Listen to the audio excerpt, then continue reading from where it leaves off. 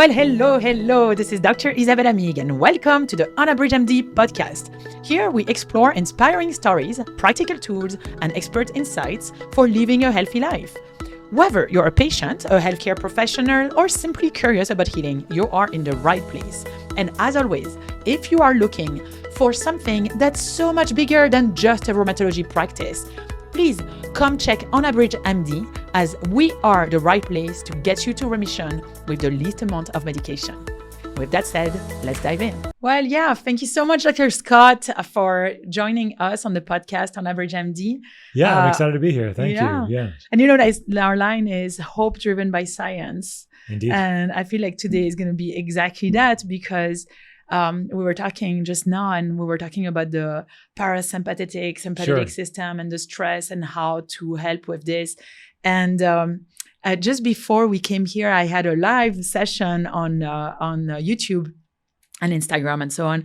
And I was like sharing the device. You know, there's a new device, FDA approved, for rheumatoid arthritis that stimulates the vagus nerve. I have heard this, yes. It's super cool. And at first I was like, why would you want a device when you can stimulate yourself, your parasympathetic, like, you know, vagus nerve, and you can, Sure, yeah. you know, meditate. And I was like, wait, hold on.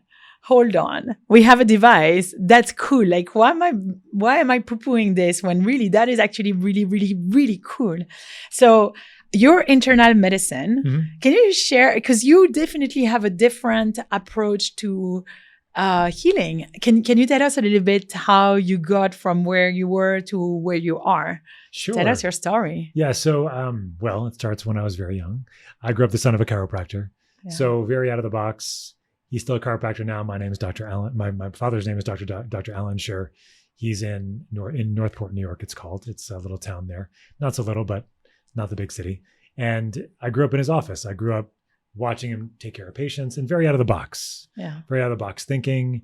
And so I always had that framework as a kid.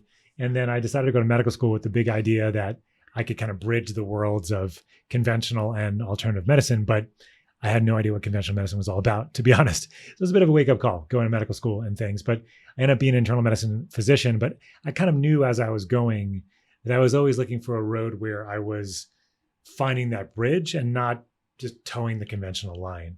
And so I got involved initially in a field called hyperbaric oxygen therapy because of my experience in medical school and then residency, which was this cool technology that heals, and it's great for wounds, but it's also great for conditions where like you want to accelerate healing and surgery and traumatic brain injury and stroke and things like that. And I created an integrative practice around the technology. It took me a long time to figure that out. It wasn't an immediate transition, and I still worked in the hospital for many, many years as I was doing all this. But then I kind of transitioned my practice over time into one where I was focused on this particular technology and how it could optimize health and really help people in a lot of different ways. But that wasn't enough either, because I found that hyperbaric therapy was a fantastic tool to help people accelerate their healing and decrease inflammation and actually really see significant benefit. But if you didn't work on foundational ideas or foundational groundwork for people, optimizing their vitamins, minerals, their ability to make energy well, like you may not see them do as well in a hyperbaric chamber. So in 2017, 2018, I got trained in something called health optimization medicine, which is a framework that was developed by a colleague and a friend of mine named Dr. Ted, and he's also a mentor as well. The framework is all based on optimizing health rather than focusing on disease and disease markers, and then optimizing the gut, the cells, the neurotransmitters, your hormones, and doing it from a level where we try to transition everybody's metabolic markers until when they were 21 to 30 years of age. And so really trying to find that sort of optimal level for all of us when we felt the best between 21 and 30 typically. And so health optimization medicine became the foundation of my practice. And that's what I do via telemedicine now in my house just outside of Boulder. And I do a lot of hyperbaric consulting as well. But it's all in the context of this sort of ecosystem that I've developed in my own practice, where it's foundationally associated with looking at biometrics and data, but also looking at, lifestyle, diet, circadian rhythms, relationships, stress, and especially this sort of realm where I've kind of going a lot lately, which is in this sort of the autonomic nervous system, the sympathetic and parasympathetic balance. So I think that's it in a nutshell, I guess. No, I love it. And, it's really interesting. So I've got 2 trainings, one in France, one in the US. I calculated one day I have 17 years of training. Congratulations. Yeah. It's so right. fun. I mean, I never counted it because I've always liked it. So it's never been an issue. Well, in Europe, it's also so much slower and you guys can take, you take vacations. I did. I did took some time off to do research. So I did take like a full year of research, then another 6 months of research. And then it's funny, like when I finished, I did my second fellowship at Columbia University. I actually extended it by 1 year because I was like, well, I really like learning, not realizing that you continue to learn forever. I had this feeling I'm never going to continue to learn as much. Then you're like, no, actually you continue to learn all of the time. That's the beauty of being a doctor, right? But it's especially when you start seeing patients, right? Then it's a whole different ballgame. Totally. But we start seeing patients actually from first year in France. It's really integrated. Second year already. But anyway, one of the things that I started seeing is that I was so ingrained in evidence-based medicine and science, and it has to be like hardcore science, that I kind of was always thinking, well, naturopathic care is that real, or acupuncture. I mean, there's some good data, but really like kind of almost like, well, I don't believe in this. And it's funny, I went into this whole field of, no, we don't know anything in Western medicine, and the parasympathetic and sympathetic system can explain so much. And now with this device that we were just talking about, we're just basically, stimulating the parasympathetic system. And so I want to know, did you have any sort of, when you were in medical school, when you were training in internal medicine, did you already know I'm not going to do it like that? Or it just, as time, went, you're like, Western medicine is not enough. Yeah. I mean, I always knew that it wasn't enough because that's how I grew up, right? The son of a chiropractor. So I always knew that there was more than meets the eye, especially on the conventional side. And we also know that once people start getting into the conventional system, it's very difficult to get out of that system. It's kind of like the way you think about it so I was a hospitalist for many years, and a hospitalist is a doctor that rounds in the hospital, sees general patients that get admitted. And I had a colleague of mine that said it best, I think once. He said, it's just a meat grinder. You just churn them in and churn them out. And you try to get them just well enough that they can leave the hospital. I know, yeah. And then after that, they're out of the hospital for 3, 6, maybe longer months. And then from there, you're going to see them back and they're deteriorating. So we know that at least in the US and most systems around the world, acute care is great. Acute care, trauma care is great. But when it comes to prevention and like keeping people out of the hospital, keeping them from getting sick, like we're just not very good at that. So from my perspective, I always knew that whatever field that I was going to kind of gravitate to or towards was not going to be a conventional minded only. Wow. I mean, I graduated, I needed to start paying back loans. I started as a hospitalist. I already had 2 kids at the time. And I think maybe, I had 1 kid at the time and now I have 4, right? So I knew that like we have loans here in the United States, and you guys in France don't have as much debt when you get out of school as we do here. But then you're kind of relegated, well, shit, I need to make a certain amount of money so that I can pay our bills. And so I slowly over time, over 10 years, really slowly built up my knowledge base in hyperbaric medicine, health optimization medicine, which is the nonprofit that I, now that's a framework that I use in my own practice.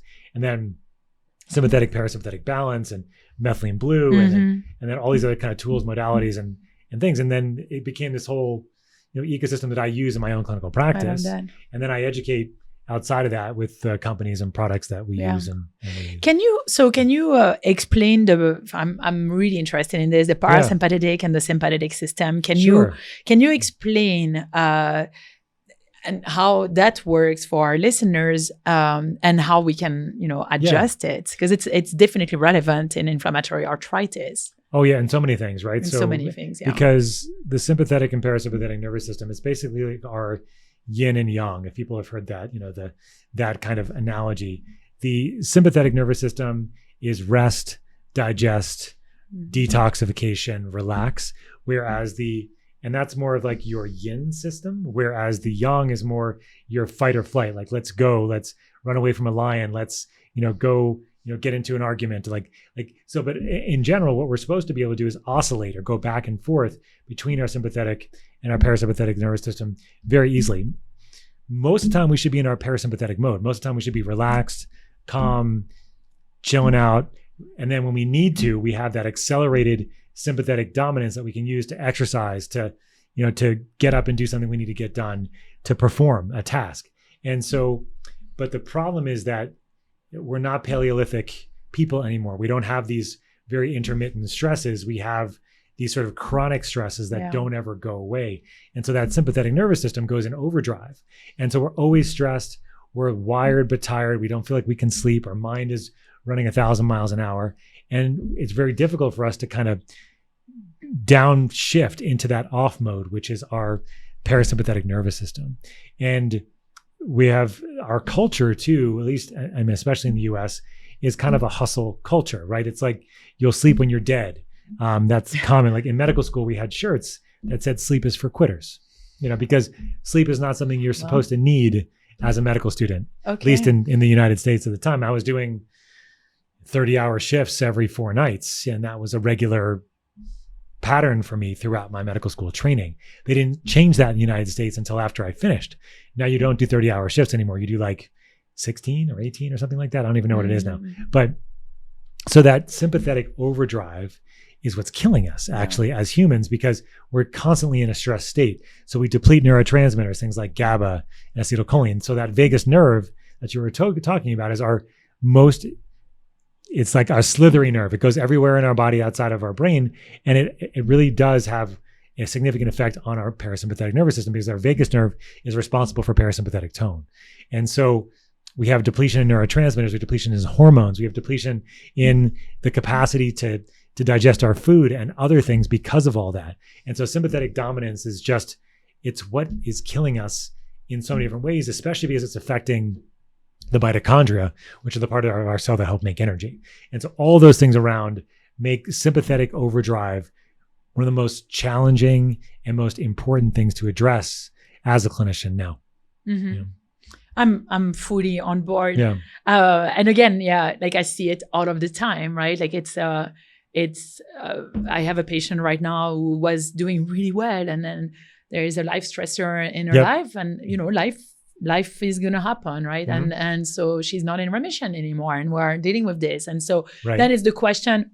And then that's probably what's so cool about it is the saying, yeah, sure, she can meditate for sure. And then what else can we do, right? Right, sure. So what else can we do? You're talking about methylene blue. How does that work? What can it do? Like it's the way I think about this is I've been kind of playing with names, but the one I have so far, which is, it should have like dun dun dun kind of music. Sorry.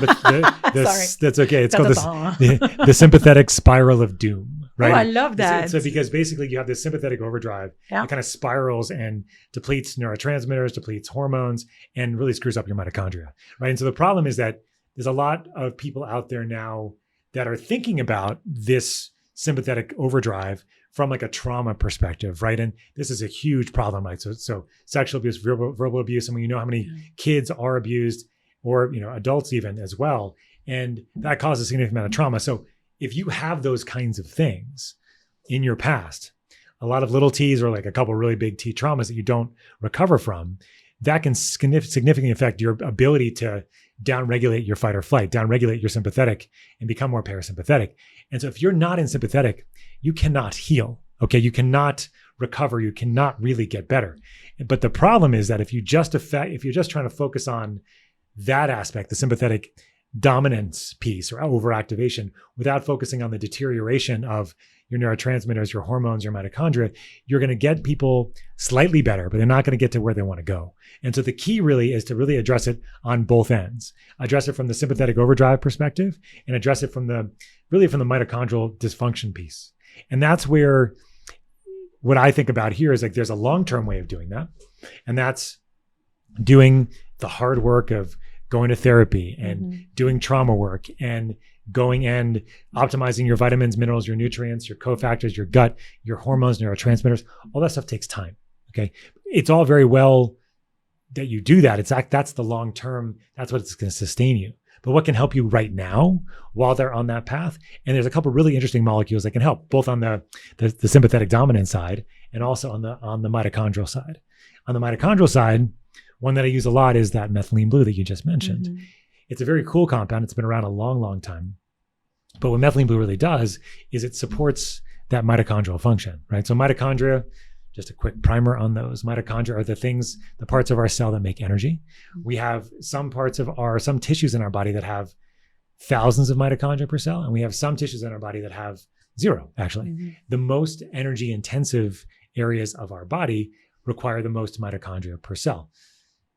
The most mitochondria per cell are actually in eggs, in ovaries themselves, because making a baby takes a lot of energy. Sperm has a lot of mitochondria. Your brain, heart, liver, musculoskeletal tissue. So what kind of symptoms do you have if you have mitochondrial dysfunction? You have brain fog, concentration problems, exercise-induced fatigue, irritability, joint pain, inflammatory symptoms, like many different kinds of things. And so the crazy statistic here is that 94% of the US population has some element of mitochondrial dysfunction. Mm-hmm. So it's a huge number of people, right? And so why do they have this mitochondrial dysfunction? Well, we talked about the major one, which is stress and sympathetic overdrive. And that could be from any number of different things. It could be from toxic exposures, toxic people. It could be from trauma. It could be from a lot of different areas of like what I would call stress. Also infection, post-infectious symptoms like your long COVIDs, your EBVs of the world, your molds, your Lymes, those kinds of things. Also medications. Medications affect mitochondrial function too, and more, right? So this mitochondrial dysfunction is so rampant, but the major player in all of that is big bucket, but stress, like sympathetic overdrive. And so what methylene blue can do is it can come into the mitochondria and help the mitochondria work better. It can compensate for mitochondrial dysfunction, help you make better energy, help you detoxify better. And as a result of that, you're going to start feeling a little bit better. Is it going to address the sympathetic activation entirely? No, but it's going to help give you that mitochondrial support so that when you're focused on that sympathetic overdrive, you have some built-in support so that when you start downregulating your nervous system and helping you heal, you have mechanisms in place. You have an ecosystem that's starting to allow you to help see the benefits of downregulating that nervous system at the same time. Mm-hmm. So as a rheumatologist, one of the things that I'm wondering is, right, like a lot of our medications, other than the biologics, which are very targeted, which I love, but, you take methotrexate, colchicine, sure, or, azathioprine, or they decrease the synthesis, right? Like the whole goal is to decrease the production of those inflammatory cells. What happens if you give something that's actually helping, right? Like, because in an inflammatory arthritis environment, you're trying to calm down the system. How do we know? Like if I wanted to, because a lot of my patients have brain fog, right? Like if I wanted to tell them, hey, look, let's help your brain fog. Let's try the methylene blue. You don't think that it would potentially risk either the drugs don't work as well, or like we're stimulating those immune cells? It's a good question. I think that the key is to look at low dosing of methylene blue, because the higher the dose that you have, the more stress you're going to put on the system, and the more the capacity that might cause symptoms in somebody that's already on the edge from like a detox, inflammatory kind of perspective. When it comes to your kind of chronic rheumatological autoimmune conditions, you're going to have, most of these people are going to be depleted in antioxidants, for example. Most of these people are going to have dysfunctional mitochondria. And so if you use very low doses of methylene blue, like 4, 8, 16 milligrams, what I found, at least clinically, is that you're starting to support mitochondrial function. And so their capacity to both make energy, and also because methylene blue can actually work just like an antioxidant as well, you have more detox capacity too. So like a lot of things out there like will give you more energy. A lot of things out there will give you more detox, but there's very few things out there that'll do both. And I don't see it as something that methylene blue will immune enhance per se. What it should be able to do is basically modulate the immune system in a more optimal way so that it's more regulated to perform like it's supposed to regulate, because it's doing both. It's giving you energy, but it's also giving the detoxification capacity. So that should help your immune systems work better. Now, higher doses of methylene blue, like over like 1 milligram per kilogram, those become more anti-infective and more, they can be sometimes helpful for severe mitochondrial stress. but they do produce more hydrogen peroxide in the system, which can be stressful to the system. Hydrogen peroxide is antimicrobial. That's why methylene is a great antimicrobial at these higher doses. But you have to be more mindful of that if you have somebody that's coming in pretty depleted. But what I've seen is that if you have a chronic autoimmune condition and you're starting methylene blue, you don't see like, well, at least I haven't seen it, at least in clinical practice, where people have a revving up of their immune system in a detrimental way where they have more symptoms. Typically, they start feeling much better very quickly because they're getting that mitochondrial support that the autoimmune condition is just, really preventing them from having. How did you find out about methylene blue? I'm just very intrigued because there's so much out there, right? So how did you find out? And did you just go on the rabbit hole and be like, wow, this is really cool. Let's use it. Well, I have a colleague, I mentioned him earlier. His name is Dr. Ted, he's a pharmacologist by training. And he's also an herbal, he's got all these other things. He's a very, very smart dude. And so we were looking at various compounds that were kind of under the radar that had some good data. And there was a human study that looked at methylene blue for cognitive enhancement specifically, not for people with a condition, but just to see if it increased cognitive capacity. And it did in this one particular study, looking at MRI scans before and after using a dose of methylene blue. And so then look into the research and you see that over the last couple of decades, there's been a decent amount of research on methylene blue, especially in animal studies, looking at it as a way to potentially help with brain function, specifically in animals with Alzheimer's models. And so then looking at that research, understanding what was happening in the mitochondria when they were doing it, it was like, well, this could help, almost hypothetically help humans in the same way. And so we took it from, it's a compound that's been around over 120 years. It was the first synthesized back in the 1870s. And it was first drug registered with the FDA back in 1897. So it's like a long time ago. It's been around forever, but at that time it was mostly used as an antimicrobial. It wasn't really used as a mitochondrial support until really we understood it was. So it's still so methylene blue it's still used in hospitals. It's used in hospitals for two different reasons. One called methemoglobinemia, and the other one, which you probably know, and the other one is cyanide poisoning. And so I don't recommend anybody try to take cyanide anytime soon. What cyanide does is actually destroys one of the protein complexes on the mitochondria. And as a result of that, you can't make energy. But what methylene blue can do is it goes into the mitochondria. It can compensate for that destruction and buy you time, allowing you to make energy, even if you don't have this complex 4 is what the much one is, allowing the whole process to happen. It breaks down that whole electron transport chain complex or process in the mitochondria. So we knew for a long time that methylene blue had this capacity to go into the mitochondria and help rescue and save people's lives that had cyanide poisoning. And so the extrapolation from that is to now understand that it works in people across the spectrum of mitochondrial dysfunction, help them improve and compensate for any complex disorder. So the electron transport chain in the mitochondria has 4 complexes. Electrons have to flow through it.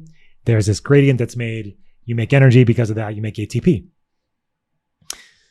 However, a lot of people don't have the capacity to do that as well. And so methylene blue can come in at any level of dysfunction in those complexes and help make energy more effectively. So hypothetically, if you have a blockage and early in that chain of protein complexes, the rest of the whole thing is not going to work. But what methylene blue is can actually bypass various complexes, go from complex 1, if that's not working, to donate directly to complex 3 or 4. And so as a result, you can compensate for that and continue to make energy. So as a result, there's been a lot of interest in using methylene blue now to support mitochondrial function, knowing that many people have dysfunction, especially in those first 2 complexes. And then if you can bypass those for a little bit, you can help the system start making more energy. And as a result of that, you can actually see less compensatory mechanisms at play when the system's under energy crisis, right? And when they're under energy crisis, you're going to start going in that sympathetic dominance mode to try to make more energy. It's like this, that spiral that I was mentioning before. Okay. That's very interesting. So you use methylene blue, you use the hyperbaric chambers. What else do you use that is outside of the box, as we mentioned? Yeah, so the methylene blue becomes, sure. Oh yeah, there's a lot of different things that I do. But I think when it comes to understanding the perspective here, as I was alluding to earlier, when you're trying to help somebody right now with that sort of sympathetic spiral that they're in, knowing that you have to focus on the mitochondrial function piece. I use a lot of methylene blue there. Of course, not just methylene blue. Yeah. I'm really optimizing people, checking their data, looking at something called metabolomics, which is the study of how our cells are working in real time and various small molecules that are associated with vitamins, minerals, nutrients, and helping us make energy, detoxification, and other kinds of things, minerals, heavy metals, fatty acid levels. All those kinds of things are very, very important because they're all affecting your capacity to make energy, your micronutrients, your B vitamins, for example. But looking at that and approaching that, it takes time. It's not like immediately you're going to see an improvement if you start giving somebody B vitamins or working on the antioxidant status. It can take months, to years. And that's why, not years, but typically months. And methylene blue can come in very quickly and help very quickly work on that whole process and really see a significant benefit where you start feeling a little bit more energy, like your detox capacity is a little bit better. You're able to walk a little bit more. You're able to think a little bit more clearly. So then all of a sudden, like, wow, I can do more and I can actually follow a path of health optimization, which, can take a while. But while all that's happening too, the other aspect other than the methylene blue is I really focus on that sympathetic overdrive piece. And what I found to be really helpful there is working on something called the GABA system in the brain. GABA is our primary inhibitory or relaxation neurotransmitter in our brain. The vagus nerve you mentioned earlier, the vagus nerve is run by acetylcholine, but in the brain, GABA is the conductor of all things relaxation, conductor of all things turning the brakes on, right? And so the gas pedal in the brain, most people think it's like norepinephrine and dopamine, and those are important, but the major gas pedal is actually glutamate. Glutamate is our primary excitatory neurotransmitter. In the brain, glutamate gets converted into GABA with vitamin B6 and magnesium as cofactors. So many of our patients are magnesium deficient. So many patients are micronutrient or things like B6 deficient too. And so that conversion can be difficult for some people. So many people out there are actually having glutamate toxicity symptoms because they're depleting GABA so quickly because of stress. What stress does, it depletes our GABA levels. And if GABA gets depleted, we're more anxious, we're more depressed, we can't sleep, we have tremors, we have pain, we have all these kinds of things. And so, and our minds are typically going very, very, very fast. Fun fact for you, maybe I'll ask you a quiz question.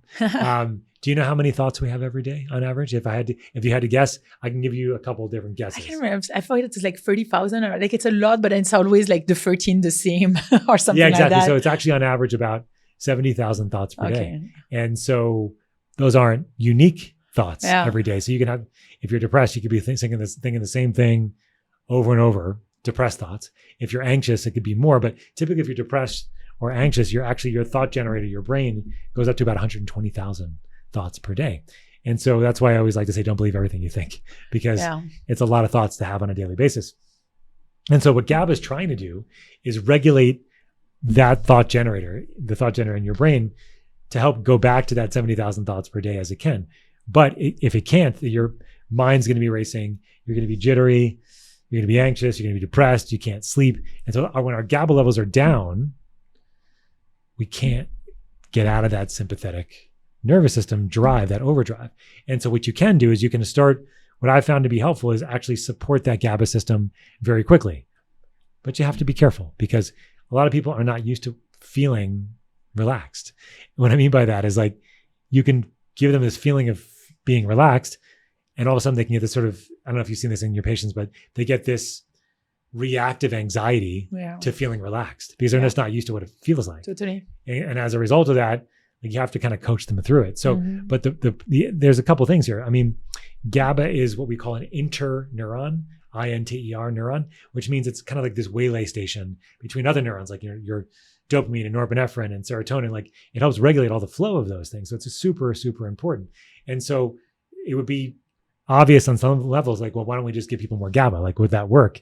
But the problem with that is that GABA is too big of a molecule to get across the blood-brain barrier. So if you're taking GABA supplements and they're making you feel more relaxed and chilled out, it's often because your blood-brain barrier, like what actually keeps things out of the brain, is not working like it's supposed to.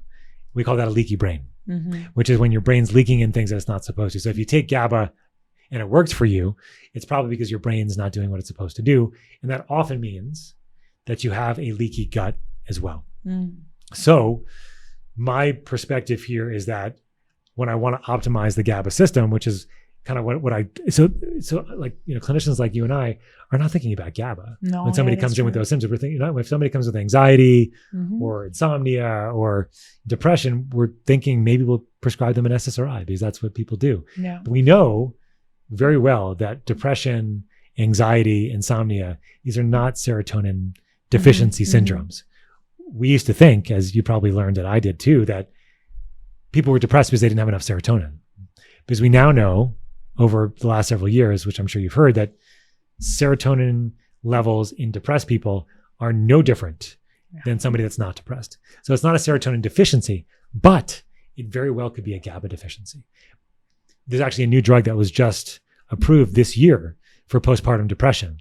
It's the first antidepressant approved that works immediately, and it works on the GABA system. It works on the GABA A receptors. And so why is this happening? Because if you can regulate the GABA system very quickly, your thought generator, your mind's going to calm down. Your brakes are going to start going on, and you'll be able to re-engage that parasympathetic nervous system. So, but the key, as I was just mentioning, is you don't give GABA. You give things that can enhance GABA, but are not GABA itself. And so this runs into many different kinds of things. But the one you don't want to use here is everybody's favorite, especially in France, alcohol. A little bit of alcohol is okay, but a lot of alcohol is not going to be a good thing. Yeah. But alcohol, works in the GABA receptor. That's why people feel more relaxed when they drink alcohol. But the problem with alcohol, just like benzos and sleep drugs, barbiturates, these are all tightly binding to the GABA receptor in a way that makes you have a high risk of tolerance, withdrawal, dependence, all these things, right? So you don't want to do that. We also know that alcohol trashes sleep. Why is that? Fun fact, you depleted all that GABA very quickly because what alcohol does, binds to the GABA receptor. It forces GABA to bind much more tightly. You deplete your GABA very quickly, and then you have this glutamate toxicity or overload as a result. And that's why at least people like me wake up 2 hours later after drinking with a terrible headache. I thought it was a woman thing. I thought it was a after 40 thing. Well, maybe for you, maybe some people are lucky that they get to 40 and then they got. That's when it happens. You can't drink red wine anymore. I never could drink red wine. It always made me sleepy and stuffy. But apparently, that's what it is. But I wasn't drinking wine in France. I was drinking wine, in the U.S. But alcohol is a big deal. We know why it works. It's optimizing the GABA. Yeah. And the 2 hours, explain the 2 hours with your knowledge. I want to hear. Well, because what happens is that alcohol binds so quickly, it binds so tightly to the GABA receptor. Yeah. Enhancing GABA to bind. And then after all that GABA binds gets depleted, remember, so glutamate and GABA are in this balance. And so your glutamate is higher, your GABA is lower. And glutamate, the most common thing I would correspond a hangover to is if you're really sensitive to MSG. If you go to a Chinese restaurant, you have monosodium glutamate in your food, a glutamate bolus like that, like a huge amount of glutamate right away, irritability, tremors, headaches, it's exactly like a hangover. Because there's obviously dehydration and there's also aldehydes that are happening in the liver. There's a detox stuff that's happening here too, but a lot of what's happening is that glutamate toxicity. So you wake up 2 hours later because all that GABA is gone, that glutamate is up, and then you feel terrible. And then you don't ever drink red wine. Until you forget you did that. I know, right? Up until a certain point in your life when you realize that, why am I still doing this? It's not worth it. Totally agree on this one. Yeah. It's just very funny. I was like, why suddenly I cannot drink red wine? But I guess it's a good thing for me. Maybe because you're in the US and not in France too. It did happen in the US, but yeah. We have we have very terrible standards when it comes to those kinds of things here. The wine's much better. The food, the water, everything's better. And as far as the EU has better standards than we have. I feel like it's a little bit less processed for sure. Yes. Less processed for sure. So this is all super interesting. I wonder, I really love stories of hope. I love giving hope to people. Sure. And I feel like us sharing stories is actually one of our best ways to give hope to people, right? Can you tell us a story of hope? Can you tell us a story, maybe it happened yesterday, maybe it happened like several years ago, of using some of your techniques where you saw someone really just, transformed thanks to all of this? I'm sure you have more than one story. Yeah, there's so many to think of. Yeah. I think I could take examples of each of these that we've talked about. We didn't talk a lot about hyperbaric therapy, but I have an example there I could talk about. And also in the respect of using things like methylene blue and parasympathetic activation. I think the most recent one I can think of is she's a very cool lady. She's a former nurse, and we had this really great conversation about how she was just hard driving for a long, long period of time, but she started getting chronic fatigue, fibromyalgia, all these sort of non-diagnosed diagnoses. In our world, right, you have fibromyalgia as a kind of a catch-all for, we don't know what's going on with you. You have this syndrome, probably from something else. Chronic fatigue is another one like that. And so what she did, it was a really cool story, well, maybe it's all in my head, and not in a way that was bad. Maybe there's something I can do here from a sympathetic dominance perspective to retrain my brain to think about things differently. And so she didn't go on any medications. She just did the capacity. She just went and focused on the aspects of her life that were causing her to feel the way she was, like feeling on trauma when she was a kid, right? And other kinds of things, and just completely recalibrating her nervous system as a result, and everything else got better, just about. And then she was able to build up her diet, her lifestyle, and really feel like so much better. And just with like looking at the trauma piece. And I think that's a big part. And I mentioned that earlier, right? So like the trauma piece could be so big for people. And so like a good example of this, hope is not maybe the exact word, but I'll get there in a minute, which in the sense that it's very obvious to me when somebody calls me or wants to have a consult with me and they say, hey doc, I'd love to you need to help me make me feel better. I've seen 30 doctors. I'm on 25 different medications. I've tried all 25 medications. Nothing works for me. And I really want to feel better. I'm desperate to feel better. And I have this diagnosis, whatever it might be. Or maybe they don't have a diagnosis. And if somebody comes and says all those things to me, it's usually quite obvious that no matter what supplement or what dietary change that I make, it's not going to make any difference if it's not also paired with looking at that sympathetic dominance, psychosocial, emotional aspect of what's going on. So I'm very clear to them that I think I can help them from a biochemical, physiological perspective, but I can't do it if you're not also doing that other piece at the same time. So I have a patient recently that we went through this whole process where, we tried the physiology, we tried to work on diet, lifestyle, exercise, supplementation. Nothing was making any real move in the needle. And then all we needed to do was start looking at that psychosocial emotional piece, adding in some of that GABAergic stuff that I mentioned. He was already taking some methylene blue already, but he didn't have that sympathetic down regulation that he needed. And then as soon as he started feeling better on that side, everything else got better too. So there's only so much you can do physiologically for people to help if they have a lot of psychosocial emotional trauma, and even just the identification with. So what I often tell people is that it doesn't even have to be sexual abuse. It could just be that you've had this diagnosis for 5 years, and the trauma of just being within that ecosystem of this disease and everything that you've had to go through. You've had to go to the hospital. You've had to divorce your wife or not whatever with you. I mean, these are all really traumatic things. And so if you don't, it takes on a life of its own, right? And so it's so important to address that at the same time. And so what I'm always doing and navigating is, as you are, right, is like, what can we do physiologically here? But what is really going to help long-term is not just a physiological, addressing the physiology, but addressing the psychology too. And so he's been a cool story because it's really nice to see his transition. And we were looking at the GABA system specifically for him. We started using some supplements that were super cool that really started to make a difference very quickly in him. And this is helping him understand what it felt like to not be anxious, depressed. And as soon as he understood what that felt like, then the meditation, then the exercise. But you talked about devices like the vagal nerve stimulators are helpful for this because they can give you that down regulation very quickly. So you're like, oh, this is what it's supposed to feel like. Yes. Oh, okay. Yeah. And so there's some cool supplements I use. I use kava, like CBD, CBG. I use a vitamin B3 attached to a GABA molecule, which can work really well. You don't want to use GABA directly.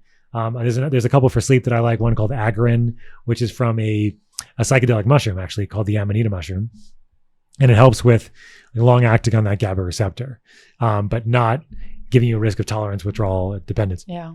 Those kinds of things. And so I use these things and then giving them B6 and magnesium to help support that transition from glutamate to GABA. Then you optimize their gut, you optimize their blood-brain barrier, you get their hormones in order. But it's a stepwise thing for people. So what can you do right now?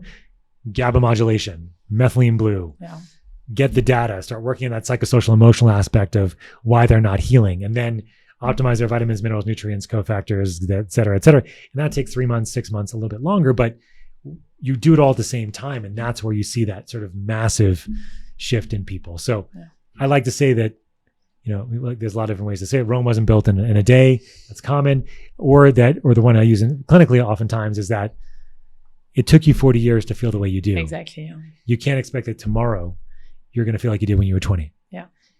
There's things we can do right now to help you. There's very, very significant things we can do right now, like the things I described. And there's more, of course. Optimizing lifestyle, getting rid of a toxic relationship, sleeping in a different room than your partner. Like if your partner is snoring, you will not sleep well. I don't care how many earplugs you put in. So sleep divorces are a real thing, and they could be a really healthy thing. Actually, in the United States, I think it's like 50% of US adults don't sleep in the same bed as their partner because of these kinds of things. Like some people, it's just a different schedule, snoring, whatever it might be. So finding the things in your life that are going to decrease that stress level, are going to make you heal and reach that sort of parasympathetic mode that we've been talking about, now that you can actually fully be in that mode to heal, a detox. And that's where we're supposed to be most of the time. We're not supposed to be go, sympathetic dominance all the time. That's not good for us. And that's what mostly is getting, modern American adults in trouble. I love this. So for people who want to work with you, how do they find you? So a couple different ways. I have a practice that's focused on hyperbaric oxygen therapy. And so people are interested in that particular technology and how it's used to heal and, integrate that with other tools and tech. They can find me and work with me, like just as a consult. I typically I typically do those very like a one-off kind of thing. So you can book time with me. I have a website for that. And then it's called, actually, I have a website to go for everything, just my name, drscottsherr.com. And so that's my hyperbaric piece. For my health optimization piece, that's also what you can find that on my website. That's something I do via telemedicine. I work on optimizing metabolic data, looking at a full ecosystem of helping you diet, lifestyle, supplementation. I have a big referral network now where I refer people over to trauma therapy and to other kinds of things if needed. And then I have our nonprofit organization itself that trains practitioners on how to optimize health. 7 modules, a couple of advanced modules, one particular module on metabolomics, which is kind of the study, as I mentioned, of small molecules, real time, based on metabolism, how well you're making energy, detoxing, those kinds of things. Very comprehensive, very robust. And then we have a company called Transcriptions that makes products that have methylene blue in them that work on the GABA-ergic neurotransmitter system as well. So I use everything in combination, of course. I'm not a purist. I kind of go where people need to go. So if it's get it directly in a hyperbaric chamber, we can do that. If it's directly on some methylene blue and some GABA, we can do that. Or it's the GABA-ergic stuff.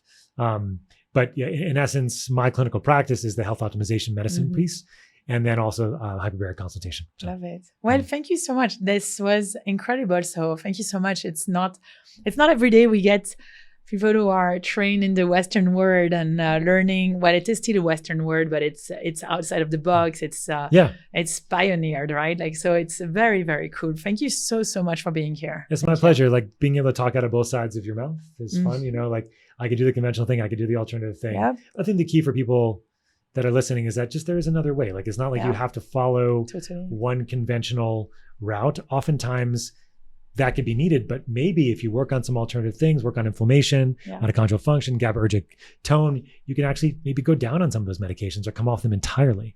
And I'm able to do that all the time. I take people off of diabetic medications, hypertensive medications, biologic medications, all the time, slowly with practitioner supervision, not on your own or anything like that, but with practitioner supervision. So Thank you for having me. Thank It's been a pleasure. you. Yeah.